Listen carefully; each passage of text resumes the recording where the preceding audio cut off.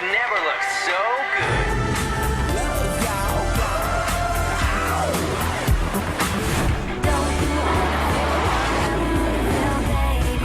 Feel like having fun? Well, here it is. We'll look after the fast and the furious. All you've got to do is handle the pace. The Champ Cars and the V8s and everything else on the streets of Surfers. The Lexmark Indy 300. It's Australia's biggest motorsport party, and it's only on 7. You know, sometimes you've just got to let it all hang out, and this is certainly the place to do it, because what you're about to see on track this weekend is just as full on, just as fast as the party that's going on all around us right here on the streets of Surfers Paradise. Good afternoon, welcome to the Lexmark Indy 300. I'm Matthew White, thanks for joining us on 7. Today we've got the Champ Car practice and final qualifying. Australia's Will Power showing great speed, and Sebastian Bourdais, of course, going for his 4th consecutive championship title. And the V8s are back as well. They'll tackle race 1 today of round 11. Joining me to talk about that is Neil Crompton. Neil, this is a party town, but this is serious business. Unfortunately, that is the case. Everybody in our gang would like to kick back, relax and enjoy the event like everybody else, but the reality is we've got 25 races down, 12 to run over 4 rounds, and it's very serious at the moment. Jamie Whincup's got the lead of the championship by 16 points. Interesting, Matty, I look back through the records, and this time last year, Rick Kelly and Craig Lowndes had just 1 point between them. 25 races on in 2007, just 2 points between them. They're disputing 2nd and 3rd in the championship. There's 288 points on offer at the moment between now and the end of the championship season. 6 drivers in total, including Todd Kelly and Mark Scaife, that are in with a chance, but the reality is it's a 4-way battle between both the Triple Eight drivers, Whincup and Lowndes, and both the Toll HSV drivers, Rick Kelly, the reigning champion, of course, Garth Tander. We did have a qualifying session yesterday. Mark Winterbottom did take pole position there. It would have been his 4th for the season and his 3rd straight, but it's now been stripped. Such a shame. He did a brilliant job yesterday, a beautiful lap around this 4.5 kilometre racetrack, and Ford Performance Racing have found a bit of pace in the recent past, as you probably saw at the Super Cheap Auto Bathurst 1000. Both Stephen Richards and Mark Winterbottom super quick. Put it on pole yesterday, the fastest ever lap around here with a V8 Supercar, and at the end in post-race scrutineering, unfortunately they found an anomaly in the engine control unit, the ECU, and they found that the ignition timing varied beyond the permitted maximum. There's nothing the stewards can do. It's outside the rules. Therefore, Mark goes to the rear of grid. Real shame. There was also big trouble in the Friday practice session before we even got to qualifying, involving 2 of the very big names, Rick Kelly and Mark Scaife, who's about to come into picture at turn 8. Watch this. Very typical of this racetrack, lots of blind corners, and Rick went into turn 8 with a little bit of oversteer, couldn't gather it up, whacked the wall. Mark Scaife came round the corner, unsighted, couldn't see Rick, smacks hard into him, done a lot of damage to car number 2. Scaife was of the view that the yellow flag that he saw was for Shane van Gisbergen in the Team Kiwi Falcon, which you can see arriving back out of the runoff area there. That wasn't the case. Now, because they had an accident when the yellow flag was out, they've both been excluded from that practice 1 session, which is no big deal, but also fined $1,000. All right, mate, looking forward to the race this afternoon. We'll see you then. It's, of course, only half of the equation here, because the Champ Cars are the other half. We've had 1 practice session and 1 qualifying session.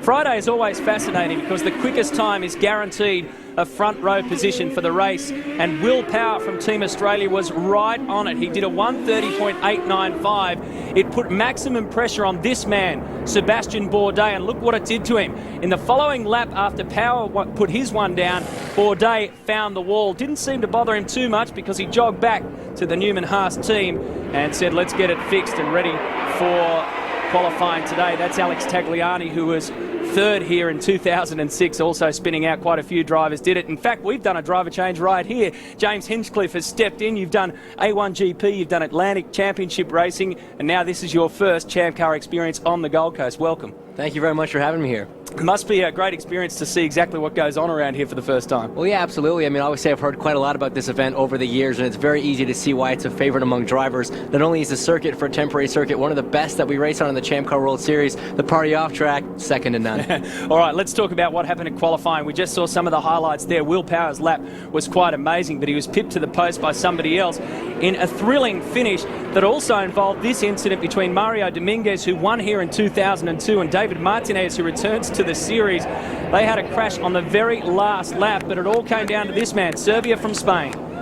Oriol Servia did do a fantastic job. Of course, he's been racing with Forsyth Championship Racing since the 4th round of the championship, was dropped in favor of Martinez 2 weeks ago. 1 week ago, got the call up from PKB Racing to refill the seat that he raced for in 2006. Tristan Gomedy could no longer fulfill those duties, so for his first race back with the team, a remarkable job. I mean, he was quick in practice. He obviously got pole in qualifying. This was no fluke. He definitely has the pace. He's going to be a contender for pole today and, of course, the win on Sunday. He's been around for a long time. 124 championship starts for Oriol Servia, just the one pole.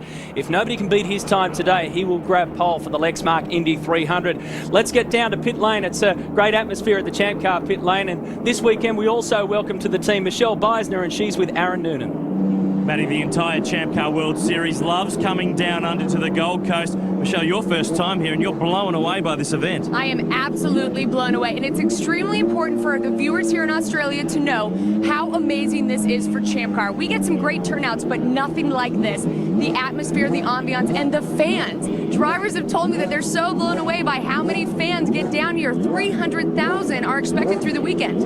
It's a hot race here on the Gold Coast. What can we expect in terms of weather for the Champ Car cars and the drivers as well? Well, I don't know. You tell me what we can expect. You never know what's going to happen on Sunday, but our drivers are prepared to drive in the wet and in the dry. And also, they're prepared physically. Every race is different. Every course is different. A lot of these drivers have their trainers that come along with them to prepare them for each race. This race has always been a real lottery. Since it first began in 1991, there's never ever been a repeat winner. There's 5 former winners in the field this weekend. Maybe they can change things. Maybe some history awaits us. So we're all set now for a weekend of Champ Cars and V8 stars. And for the V8s, if it's anything like we had at Bathurst just 2 weeks ago, we're in for something very special again. The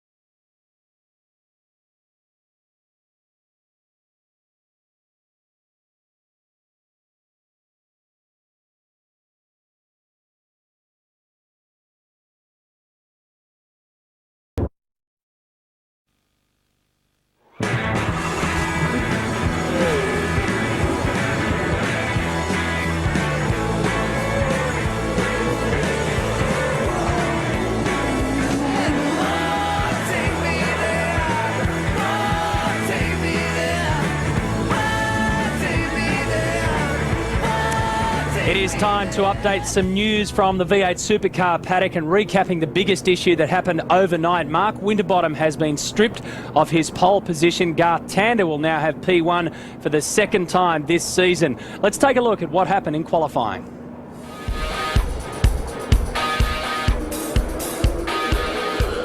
The Concrete Canyon claimed its first 2 big victims when Mark Scaife and Rick Kelly met at the treacherous Turn 8. That was just the opening practice session, leaving both on the back foot for qualifying. Garth Tander had the early pace. 6 Tander at 48.6697. Another tough lesson for Jack Perkins in the harsh world of Indy. And this will explain it. Whack! Jason Richards had a touch and go with the well-worn Indy walls. He almost pickpocketed the Bathurst crown 2 weeks ago, but Jason Bright had another near miss out in the first round of qualifying.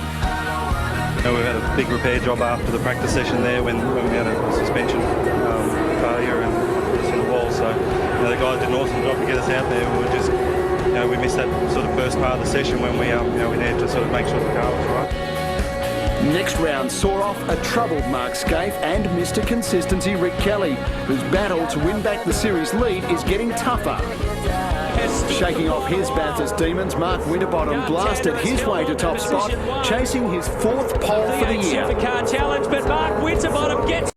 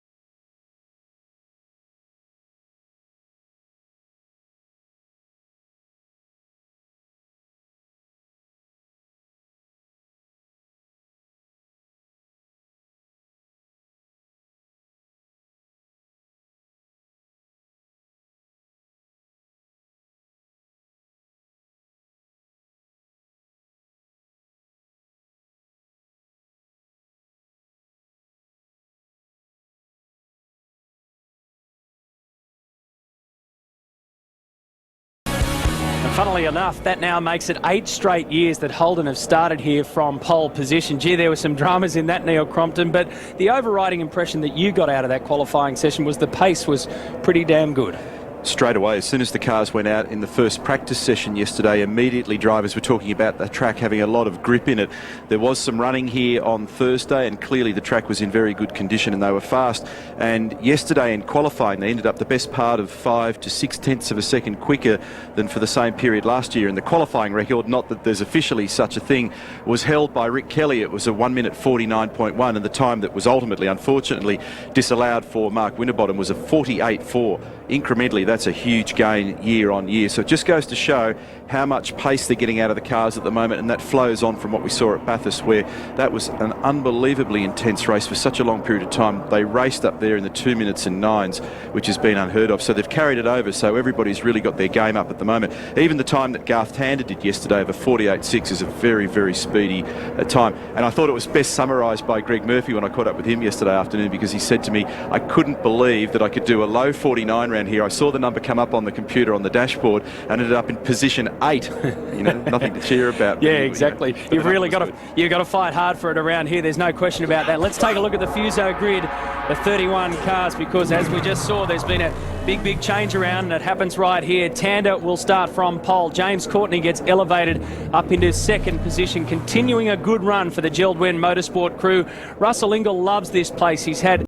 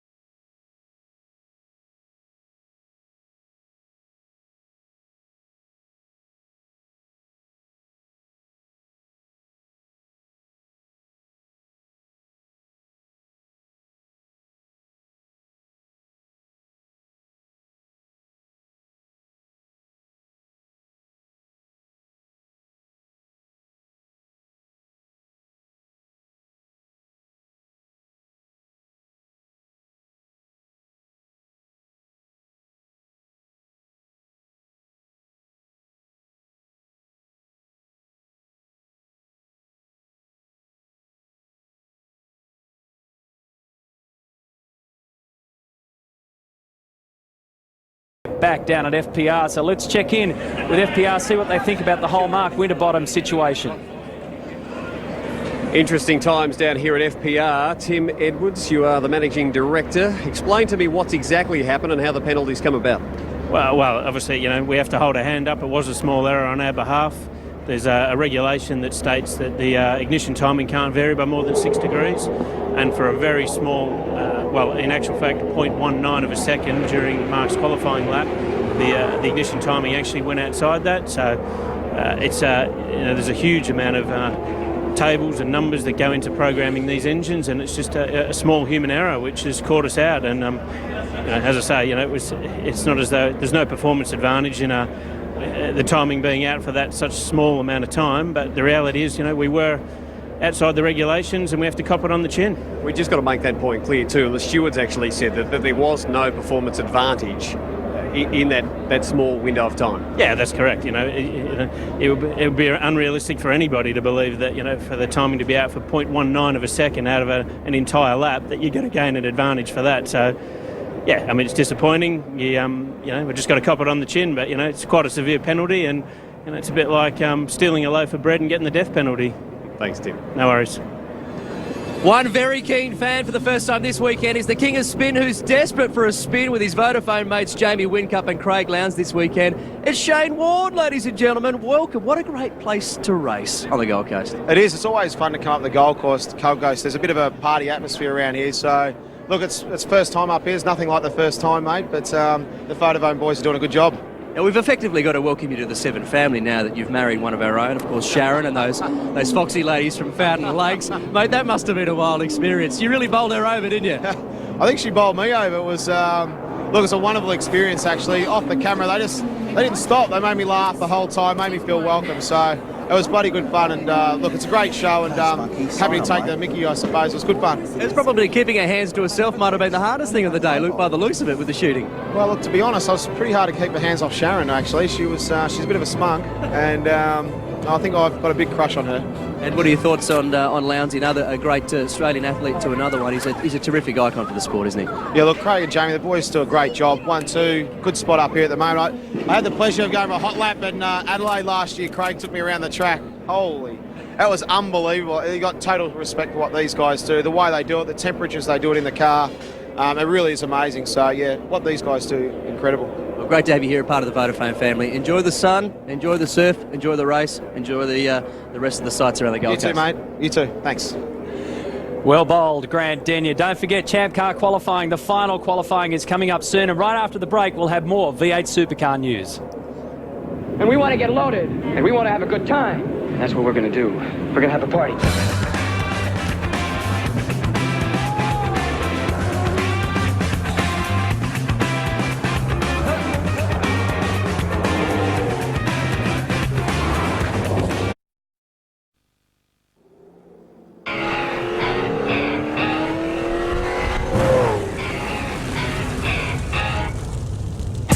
A 4.47 kilometre concrete canyon. The Surfers Paradise Street Circuit is not for the faint-hearted. It's hard on brakes and extra hard on drivers. High cabin temperatures, choking fumes. One mistake here and your day is done.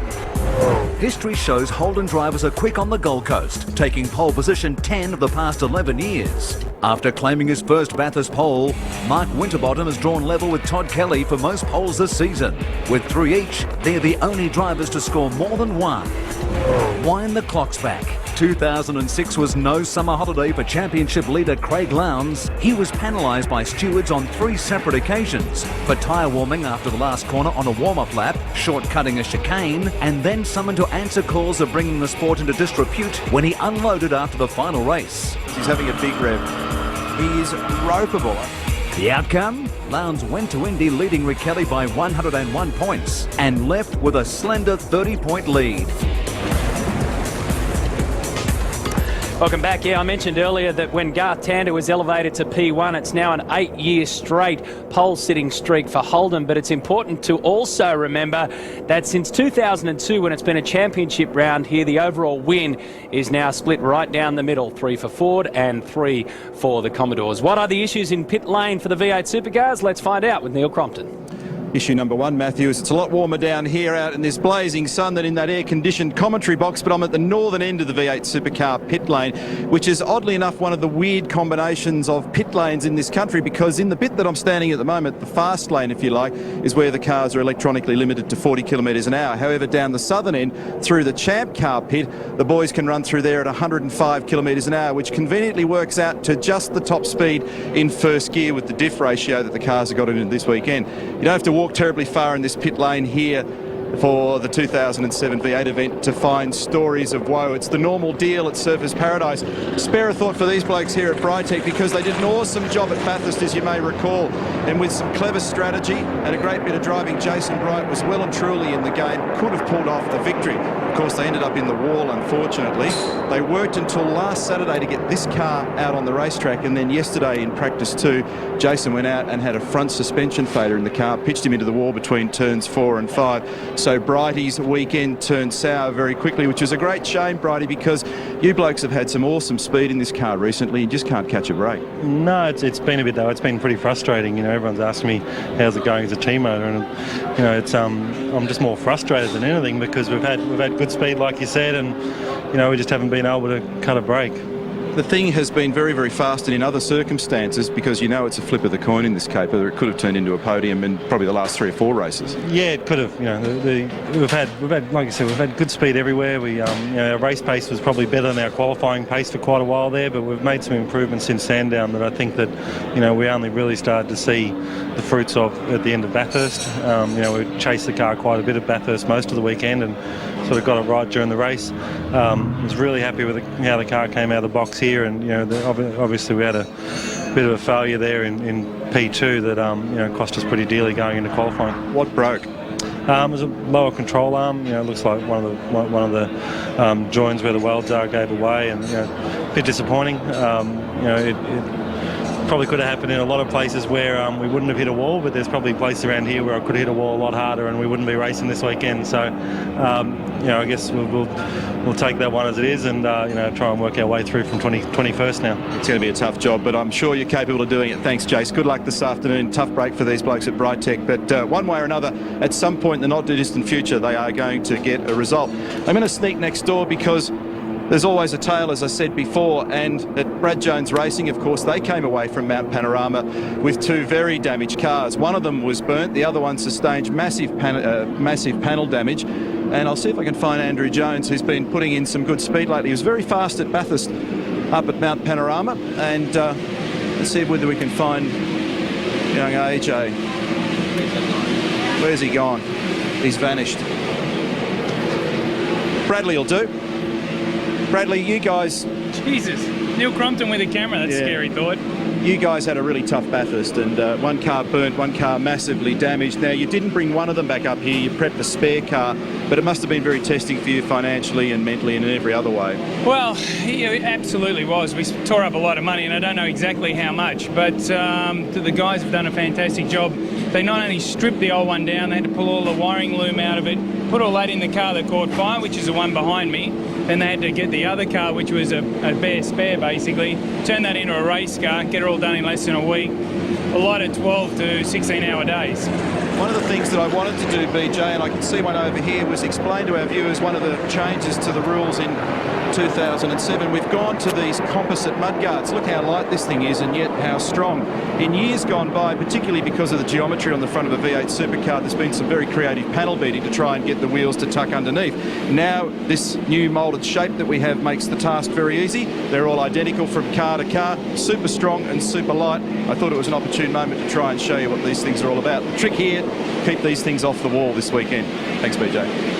All right, thank you, Neil. Much easier said than done. Of course, the V8 race still to come, and after the break, we're going to ramp it up a notch, because the fight for pole position is coming up in the Champ Cars, the Lexmark Indy 300, right here on 7.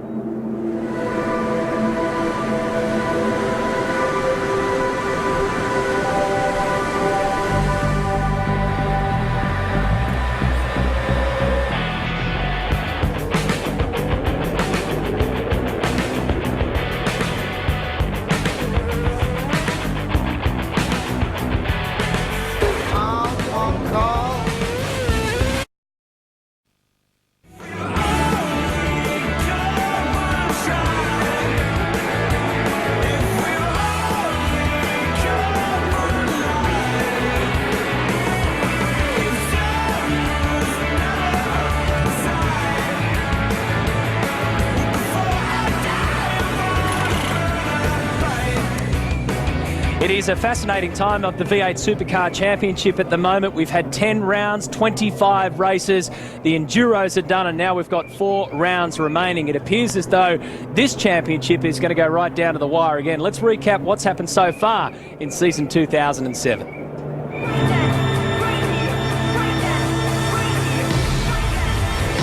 We're about to start something big because we are racing for 2007. Right on now, that's how it's ended up. But Todd Kelly blows them all away. And Steve Owens in the wall here. Oh! And Rick is the Clipsal champion of 2007. Oh! Contact. It's a Barbagallo breakthrough for the West Australian. Yep. Great job, boys. Well done. Makes it 2 out of 2. It's a tyre barrier and a wall there. 3 from 3. That is an all-the-way winner. Thanks, boys. Awesome. Richards into the wall. That's a massive lock-up. Oh, bam. Tander wins the second race here at Pukekohe. We've got a car on its roof. It's Paul Morris at turn 7. This is a very, very nasty accident. Rick Kelly will go to the top, and he'll win the final round at Pukekohe. Oh, he's giving him a whack. Todd has given Garth Tander a whack. More of him slipping and sliding off the road. Look at this escape off the road again. Winterbottom's day has ended like this. In trouble. Contact there. Oh, back in the game. Eastern Creek is back on the calendar, as close as you can get. He's back. The first race win of the year for Mark Scape. 2 out of 2 for HRT. Todd Kelly, Craig Lowndes, Mark Scape. What an awesome motor race between them. And Peter Brock will never be forgotten. But this is something that Mark Scape will always remember. Race 1 at Hidden Valley, the 10th year at this circuit. Oh, contact here between Davison and Winterbottom. Oh! Trouble. Courtney turned around on the exit of 1 into the wall, and more huge damage achievements. Craig Lowndes gets another race win at the Valley. Todd Gurr, big trouble. And Craig Lowndes wins the round at Hidden Valley. Look at this side by side. Garth Tander will win this race. Oh, round goes Richards. They make contact. Unbelievable. What an absolute wanker. A clean sweep and the championship lead. Congratulations. We're underway for the Jim Beam 400. Oh, look at this. Tander's gone straight ahead. Oh, there's a three-way crunch. People getting into each other, and around goes Rick Kelly. They will start from the pit lane. It's around about half the field in pit lane. Here's a fight between Scape and Murphy, and Scape goes off and around. It's chaos and carnage, because this is one for the young guns. Lee Holdsworth is our champion. And we are set for the first Enduro of 2007. The Sandown 500, big moment for Jason Bright. Day has gone off. Second position has gone off. Now Craig Lowndes will take out the first Enduro of 2007. The mountain is calling again. Oh, here comes Lowndes. Whoa! Needs to get out of that thing in a hurry. Oh, he's had a moment.